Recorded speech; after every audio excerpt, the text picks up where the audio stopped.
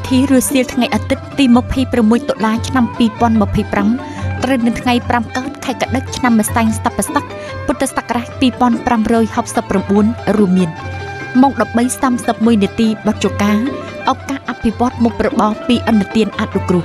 ម៉ោង 13:45 នាទីបទជកាវិនិយោគឲ្យផលិតផលអូកូបដែលមានតម្លៃខុសប្លែក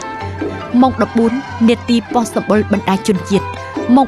14:30 នាទីល្ខោនបាសាក់រឿងមុនស្នេហ៍បុប្ផាទិព្វ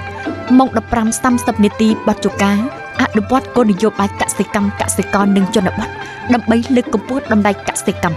ម៉ោង 16 នាទីសិល្បៈកុមារជួយការងារម្ដាយម៉ោង 16:30 នាទីកម្មវិធីព័ត៌មានម៉ោង 17 នាទីវប្បធម៌និងសិល្បៈស្នងបន្តនិងពង្រីកសិល្បៈយក្សរនម៉ោង 17:20 នាទីចម្រៀងបាសាក់លួងចិត្តស្នេហ៍ពិត